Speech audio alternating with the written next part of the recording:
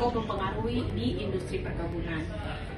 Nah, secara sederhana, risiko adalah ketidakpastian dalam kehidupan sehari-hari, termasuk dalam pengelolaan industri. Kita selalu berhadapan dengan kondisi yang tidak dapat diprediksi secara pasti. Nah, ketidakpastian tersebut bisa berasal dari banyak faktor seperti perubahan cuaca, serangan hama dan penyakit tanaman, fluktuasi harga komoditas, perubahan regulasi pemerintah, hingga kondisi pasar global. Semua faktor ini dapat mempengaruhi kinerja dan hasil usaha perkebunan. Nah, ketidakpastian dapat mengarah hasil usaha terutama pertama itu untuk keuntungan atau profit apabila kondisi yang terjadi mendukung dan dapat dikelola dengan baik. Atau bisa jadi kita mengalami yang namanya impasse atau break-even point ketika pendapatan yang diperoleh hanya mampu menutupi biaya yang dikeluarkan. Atau kita juga bisa mengalami kerugian.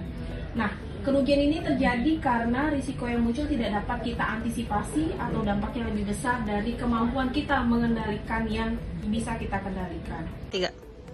Terima kasih teman-teman, saatnya kita membahas mengenai manajemen risiko di industri perkebunan. Nah, kita akan membahas apa yang dimaksud dengan risiko dan bagaimana risiko ini akan mempengaruhi untuk industri perkebunan. Secara sederhana, risiko adalah ketidakpastian. Dalam kehidupan sehari-hari, termasuk dalam pengelolaan industri perkebunan, kita selalu berhadapan dengan berbagai kondisi yang tidak dapat diprediksi secara pasti. Ketidakpastian ini bisa berasal dari banyak faktor seperti perubahan cuaca, serangan hama, penyakit tanaman, fluktuasi harga komoditas, perubahan regulasi pemerintah hingga kondisi dari pasar global. Semua faktor ini akan mempengaruhi kinerja dan hasil usaha perkebunan. Karena itu, setiap aktivitas bisnis selalu berada pada tiga kemungkinan hasil, yaitu pertama, keuntungan atau profit. Kondisi yang terjadi mungkin mendukung dan dapat dikelola dengan baik. Akan tetapi kita juga bisa mengalami kondisi impasse atau break-even point ketika pendapatan yang diperoleh hanya mampu menutupi biaya yang dikeluarkan. Selain itu, kita juga bisa mengalami kondisi kerugian apabila risiko yang muncul tidak dapat kita antisipasi atau dampaknya tidak bisa kita kendalikan atau lebih besar pengendaliannya dari yang kita miliki. Sehingga untuk industri kita, di industri perkebunan ini, kita memang tidak bisa menghilangkan risiko secara sepenuhnya, tapi kita dapat mengelola risiko secara sistematis sehingga peluang kita untuk memperoleh keuntungan dapat ditingkatkan dan potensi kerugian bisa kita minimalisir.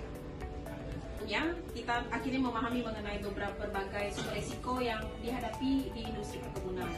Nah, pertanyaan berikutnya adalah bagaimana cara kita mengelola risiko secara efektif. Manajemen risiko yang baik bukanlah kegiatan yang dilakukan setelah masalah terjadi. Sebaliknya, dengan manajemen risiko kita harus bersifat proaktif, sistematis, dan terstruktur, sehingga perusahaan mampu mengantisipasi potensi gangguan sebelum menimbulkan dampak yang signifikan. Nah, bagaimana sih langkah-langkahnya? Yang pertama, inventarisasi menyeluruh. Langkah awal dalam inventarisasi menyeluruh ini adalah mengidentifikasi dan memetakan seluruh potensi risiko yang ada di lapangan. Dalam konteks perkebunan, setiap wilayah memiliki karakteristik yang berbeda. Oleh karena itu, identifikasi risiko di lapangan harus mempertimbangkan kondisi regional, jenis dan kualitas tanah, kemudian pola iklim, ketersediaan air, kondisi infrastruktur, hingga faktor sosial di sekitar areal operasional.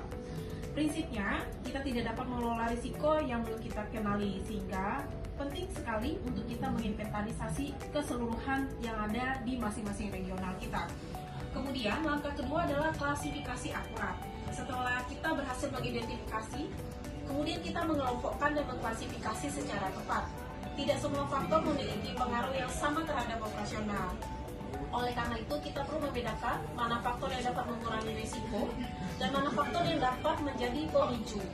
Melalui klasifikasi yang akurat, kita dapat menentukan prioritas penanganan dan mengalokasikan sumber daya secara lebih efektif. Kemudian yang terakhir, langkah terakhir adalah intervensi taktis.